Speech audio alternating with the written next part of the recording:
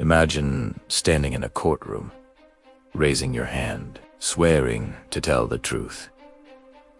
And the man sitting across from you is one of the most powerful predators the world has ever seen. A billionaire, a socialite, a man connected to presidents, royalty, and global elites. This is the story of Jeffrey Epstein and the network that protected him for decades. And what you're about to hear is far more disturbing than most people realize. For years, Epstein moved freely among the powerful.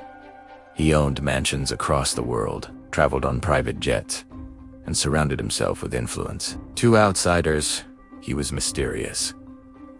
To insiders, he was untouchable. But behind closed doors, survivors say something far darker was happening. Investigators would later describe a system structured, organized, and disturbingly efficient. A machine built to recruit vulnerable girls and keep them silent. And he didn't operate alone. At the center of that system was Ghislaine Maxwell. Prosecutors later said she helped recruit, groom, and control victims. Multiple survivors testified she was present during abuse. She denied wrongdoing for years, until her conviction in 2022. But long before that, people had already tried to speak out. In the mid-1990s, artist Maria Farma reported Epstein to authorities. She said she and her younger sister, Ani Farmer, had been assaulted. She went to law enforcement. She told them everything. Nothing happened. Her report to the FBI went nowhere. And that silence allowed the system to grow. Years later, journalist Vicky Ward began investigating Epstein for Vanity Fair. She uncovered allegations that could have exposed everything. But the story was cut. Power, influence, intimidation. Once again, the truth disappeared. Epstein didn't just rely on secrecy. Survivors say he targeted vulnerability, poor neighborhoods, young girls needing money, teenagers chasing opportunity. Palm Beach, one of America's wealthiest communities, became a hunting ground. More than 100 girls, investigators believe, were abused there. One of the most well-known survivors, Virginia Giuffre, says she was recruited as a teenager. She says she was trafficked to powerful men around the world. Some of those men, she alleged, included royalty, most notably Prince Andrew, who has repeatedly denied the allegations and settled a civil lawsuit without admitting wrongdoing. Others named in connection or testimony included figures like Bill Clinton and Richard Branson, both of whom have denied any misconduct. Many names appeared in court documents, but being named did not mean being charged. And that distinction still fuels debate today. Survivors described a disturbing recruitment chain. Girls were paid to recruit other girls. Trust was weaponized. Hope was manipulated.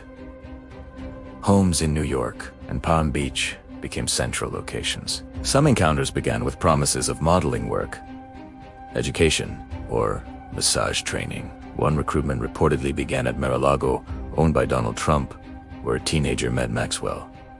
From there, survivors say, everything changed. By 2005, police began investigating. They found dozens of victims, flight logs, photos, scheduling records. Evidence was overwhelming, yet Epstein received a plea deal many critics called shocking. He served limited jail time, with daily release privileges. Many victims weren't even told the deal existed. For years, justice seemed impossible. Epstein's world overlapped with global elites. His partner's father, Robert Maxwell, had once been a powerful media figure. His social circle included billionaires, politicians, and royalty. Some visited his homes. Some flew on his planes. Some later claimed they saw nothing unusual. But the question remains, how could so many powerful people be around him without noticing what survivors say was happening? That question still has no clear answer. In 2019, Epstein was arrested again, this time federal sex trafficking charges. Many survivors believed justice had finally arrived. But weeks later, it died in jail. Officials ruled it suicide. The case against him ended instantly. For many victims, it felt like justice died too. Maxwell was eventually arrested and convicted. But the network, the enablers, the witnesses, the silence, thousands of pages of court documents have since been released. More than 150 names connected in various ways, many as witnesses, some as associates, few charged, and the biggest question still lingers. How many people knew and said nothing? This story is not just about one man. It's about power, influence, fear, silence, a system that protected itself for decades, and survivors who refused to disappear. Even today, investigations continue.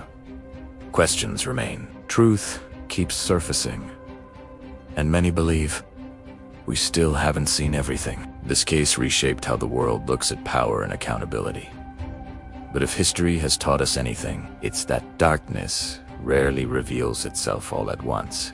If this story disturbed you, stay with us, because there are many more stories still waiting to be told.